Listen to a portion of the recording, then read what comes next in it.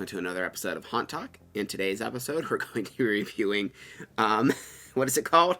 Nightmare Canfield Scaregrounds. Nightmare at the Canfield Scaregrounds. Blood Moon Farm for like one day or something like that. I don't know. It's had a lot of names. It used to just be, Nightmare at the Canfield Scaregrounds. Yeah. Alrighty. So if you watched our other review, you know that they recently opened up another one called Nightmare Boardman. So make sure you, at the DeBartolo Commons. So you can go watch that one. But this was the one that's been running for many, many years. I used to go to when it was just Scaregrounds when I was a child, when they used to have a haunted hayride, which I do sorely miss the haunted hayride, but they no longer have that. They just have, how many haunts? Like 4 or 5? I think it's 5. So 5, plus they have a 6, kid one. Yeah. Which, we'll talk about that in Sets and Props.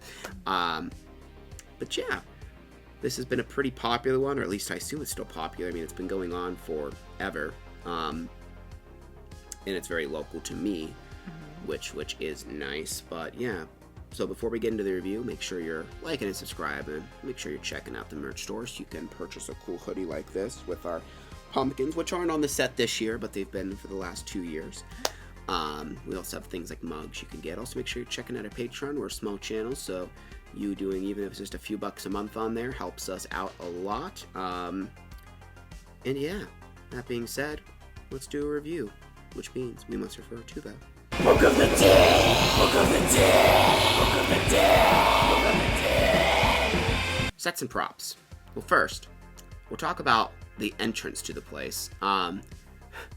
My God, the path to get here is forever. It's like a 10-minute walk to get back to this place. Yeah, it's kind of I don't know ridiculous. if because when I used to come here, the parking lot was a real quick walk there, but they've completely changed it. Now you have to park in the back of the fairgrounds. I'm not really sure why they have to do it this way. I'm sure there's a reason, but that's interesting. And so there's a midway here as well, very similar to how they do it at the other one in Boardman, but definitely more. Yeah. They had, I didn't count, but there's probably around 5, somewhere in the vicinity of 5 to 10, I'd say.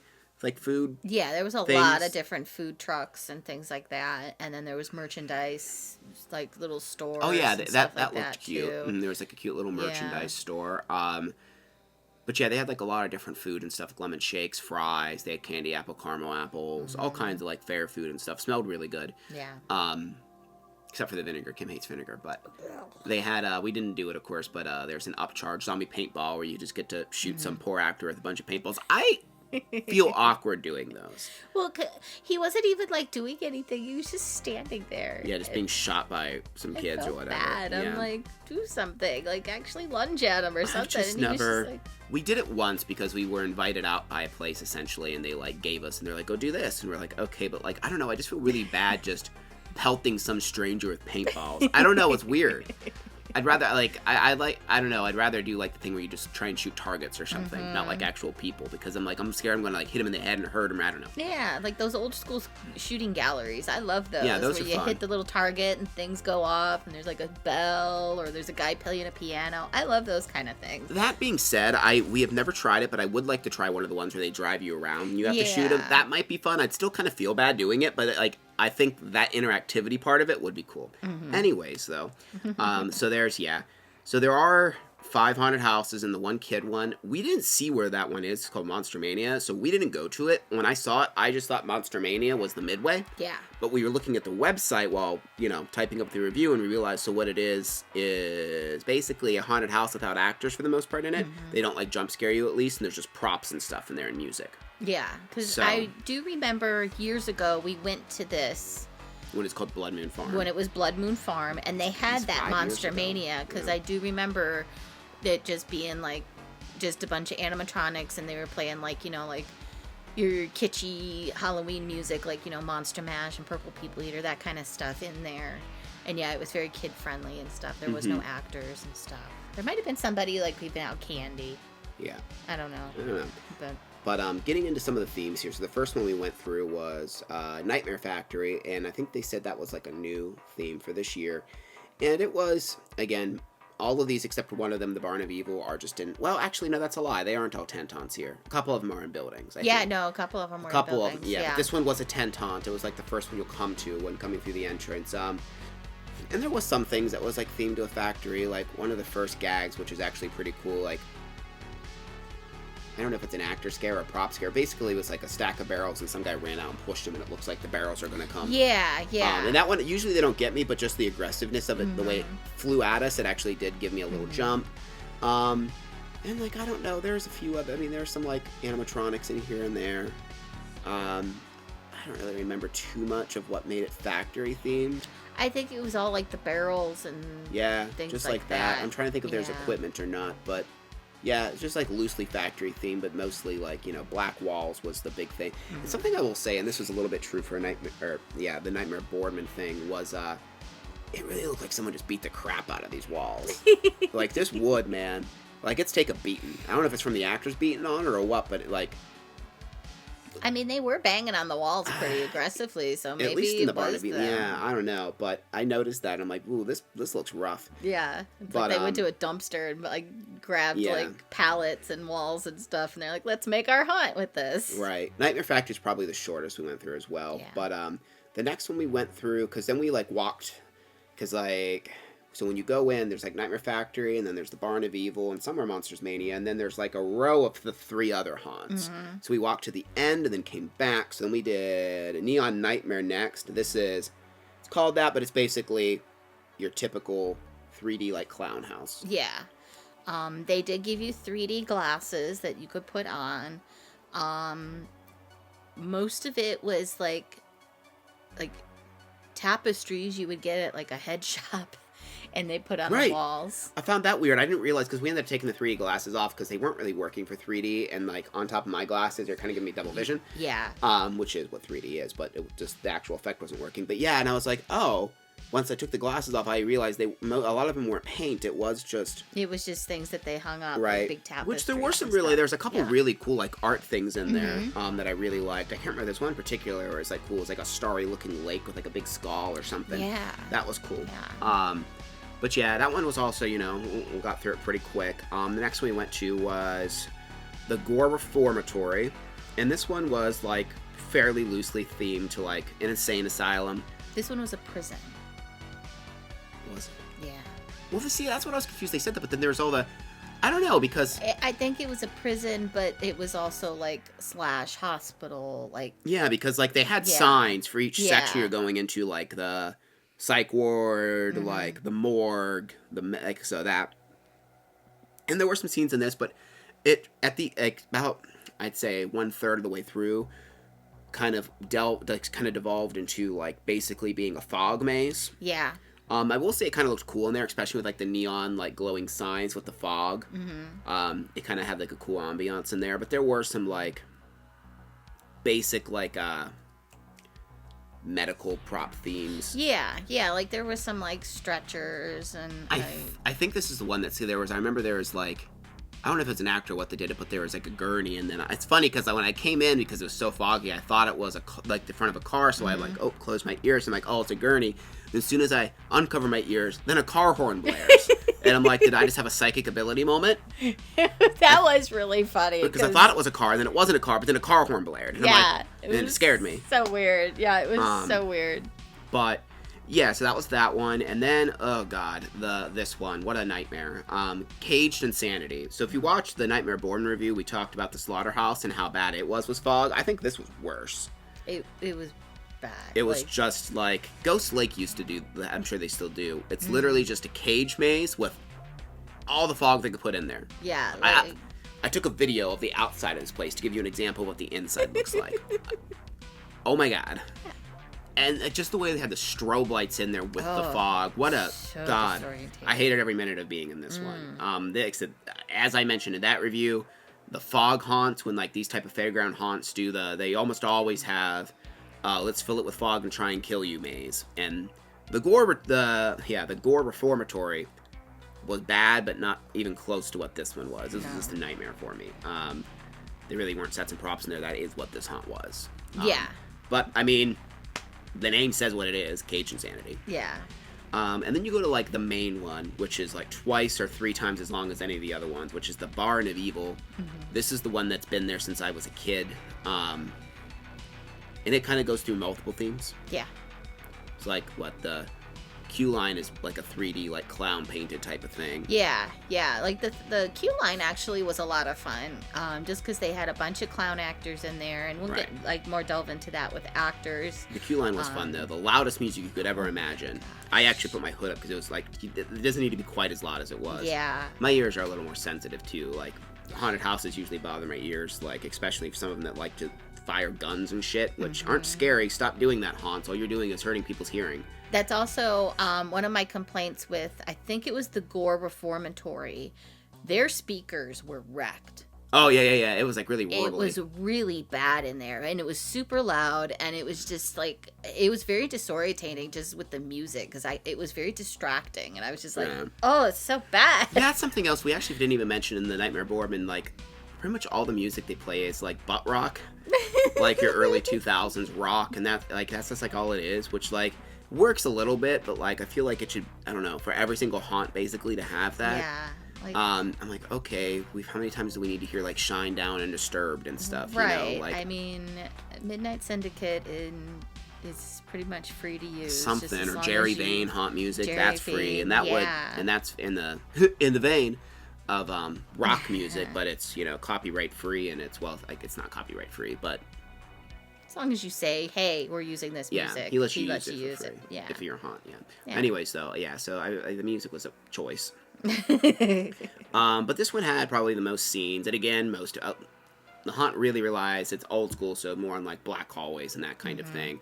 But there was this really weird, there's a vortex telling us how you enter, but there's this really weird scene with what looked like feather duster sticking out of a wall. Yeah, we like turn this corner, and we just see these two things, like feather dusters coming out of the wall, just going.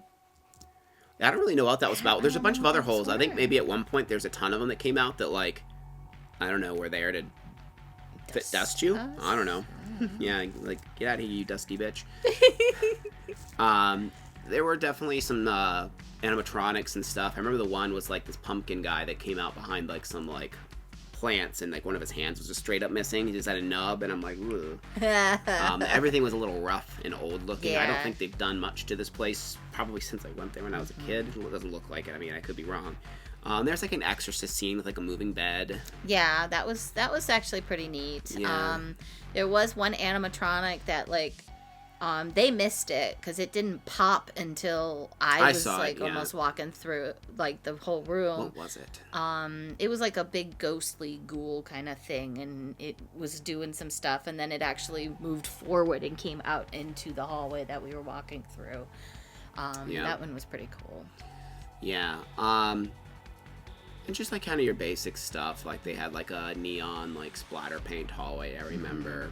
I mean, nothing crazy. But yeah, so sets and props, definitely a good amount to be desired overall there. So if that's what you're looking for, mainly it's just elaborate set design. Same with Nightmare Boardman. This is not where it is. We kind of put it for the most part on the same caliber as Nightmare Boardman, so we also gave this one a 5 for their sets and props. This one's been open for a long time though, so I'm hoping that I know that a lot of them like they have to tear down each year, but like the Barn of Evil stays up, so I feel like they could make that one better for sure. Like maybe focus on having less mediocre haunted houses and focus on making the one that stays up, just actually improving it. Yeah. Because it could be good, and this one's been open for like, I think it's been open for a couple decades now, like under different owners, I assume, but yeah, the fact that it hasn't been improved much is, I don't know, it's odd to me. For sure. So now moving into actors, which is definitely their strong suit, at least their strongest suit, I should say. There's a decent amount. I will say that a lot of the haunts were lacking a little bit because they all seem to be in the Barn of Evil. Yes. And on the Midway. Ton on the Midway and ton in the Barn of Evil. Yeah. I mean, there were still some, but there was a decent amount of dead spots, I would say, in the other haunts. But yeah, I'm trying to think. I can't think of like any like crazy standouts in the other haunts until we get to the Barn of Evil. I mean, just your basic jump scares. No one really trailed us too much in the other ones. But the Barn of Evil had some really amazing Q actors. Yes. The biggest standout was this. I don't know. She was like 7 feet tall, man. She was a giant. Tall. She was just. At first, I thought she was on stilts. And Me too. Like, nope. Yeah, because she was dressed as a clown and she had like braids and all that stuff. And I was like, oh, she's a stilt walker. And then I look and I'm like, nope, those are all her legs. Like, she was just super tall. Yeah, she has to be an athlete or something. But yeah, and she was just everywhere, just intimidating everyone. Like, she was just doing some crazy things. Like, they had there's like this little wall for like the fast pass lane, like on a ramp that goes up that separates, and she was just crawling on that. At one point she was contorting on a ledge like this wide, and I'm like, how are you doing that? I mean, she would just get on the floor and she would just like sit down like in the middle of the walkway and just kind of watch people. And she had like these, it was really cool, she had like these long dreads that were like, I don't know if they're painted, but they had like neon paint on them, we'll say that. And I remember at one point she comes, she like sits in front of me and she goes like, and she's like sitting there kind of like in a little bit of a ball. I think she had actually like contorted over to me from where she was sitting.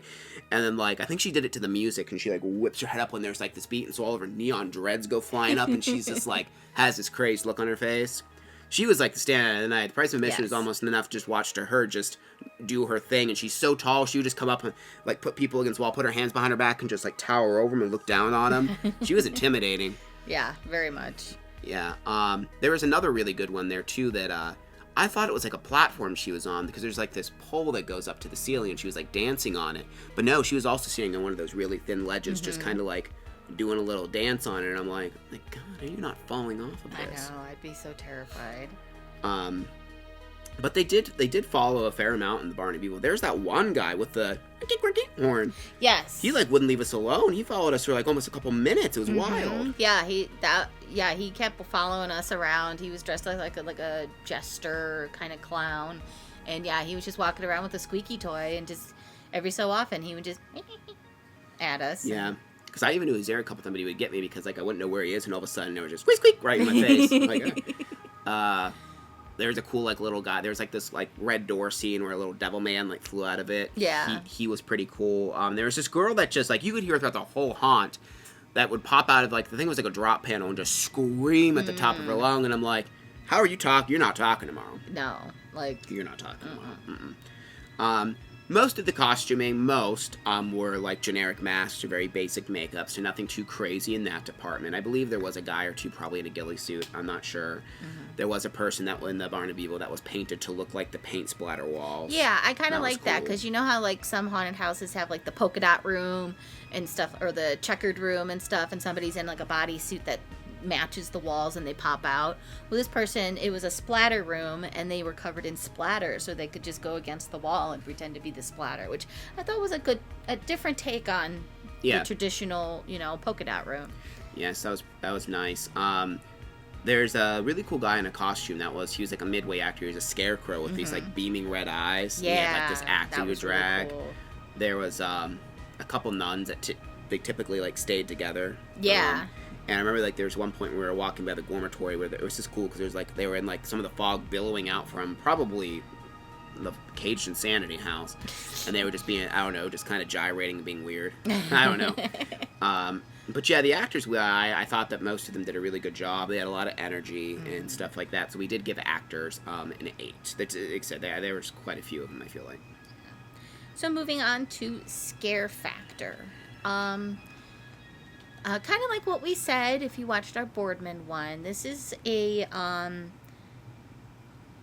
not a super scary haunted house. This is very good for like a starter kind of haunted house. Like if you were like, a family and you want to take your kids to see if they like haunted houses and kind of feel the area and such like that, because each house is like fairly short, so if they don't like it, it's like, well, they made it through 5 minutes.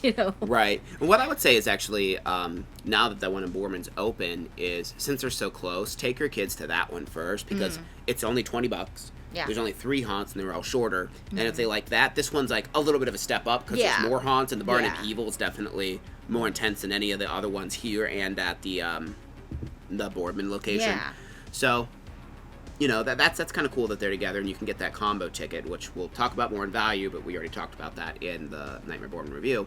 But again, scare factor's not crazy. I would say it's a little bit scarier than Nightmare Boardman, just because it's longer, and the Barn of Evil is mainly the only one that's scarier, I would say. Just because it's longer.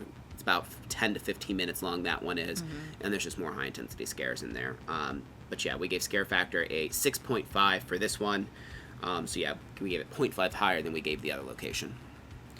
So moving on to value. So, like we said, each haunt, with the exception of the Barn of Evil, it took us about 3 to 5 minutes to get through. Yeah. Barn of Evil took us about like 10 Yeah.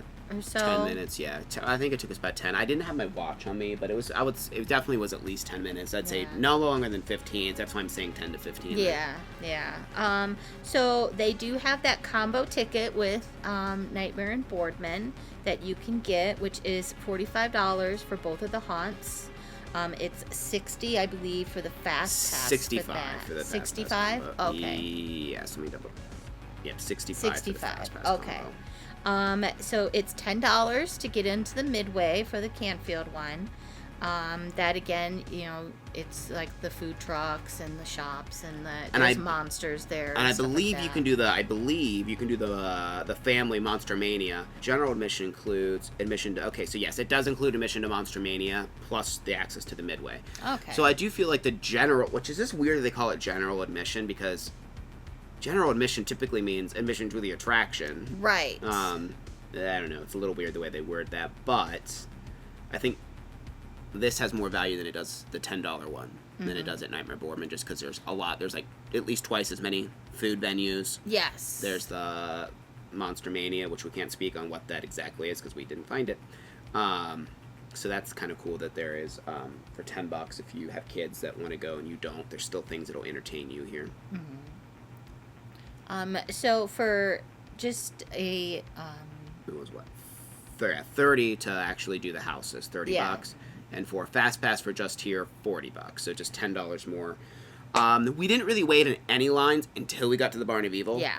So for $10 more, it might be worth it if it seems like it's busy because we got the Barn of Evil at a good time because there was a little line in front of us, and that still took us like 15, 20 minutes to get through that line. It did. By the time we got to the door, that entire queue was filled. Yeah. So those people were probably waiting 30 minutes to an hour if they were sending people through at the same pace. Because every time a Fast Pass people would come, then it would push our line. Yeah. And it seemed like they were timing it, so there's a weird noise at the end of this haunt. I think they're using it. Sounds like a cruise ship horn. And then a loud crash. I don't know what the loud crash was. Crash. And it was like every 10 minutes or so it would go, 5 to 10 minutes it would go off, and it was almost like they were timing how fast they put people through by when that thing went off. Yeah. So I'm thinking maybe if they hear that, they're like, okay, well, the last group is probably halfway through, so we should send another group in.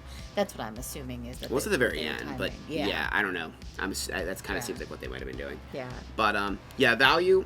We thought value was pretty good for this one. I mean, it's a lot. Even though the haunted houses are shorter, it's a lot of haunt for I guess 30, and with the entertainment and stuff like that. We gave it an 8, which is the same we gave Nightmare Boardman, so which makes sense since you can combo them together too. So yeah. So for an overall score, we gave them a 6.75. Yep. So this one is just a little bit. We liked it a little bit better than the Nightmare Boardman one, just because there's a little bit more to it. Like I said, it's still a very old school haunt. Yes.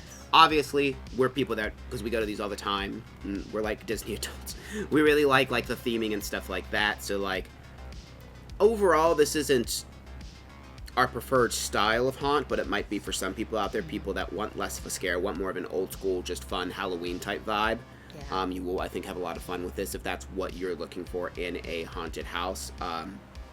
Something else that you should definitely check out if you're in the area in Poland. So it's 10 minutes away from Nightmare Boardman, 20 minutes away from this one. There's this really cool free yard attraction called, what was it, Ty's Pumpkin Walk, I believe, where it's just all the jack-o'-lanterns. That'll be part of our yard haunt video of the year, so make sure you're watching out for that video. We have a lot of places planned to that one, but you should go there and support them and donate.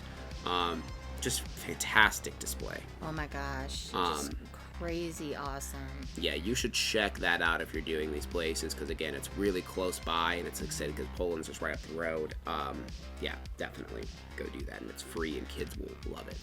So if this scares your kids too much, go take them a look at some carved pumpkins. There you go.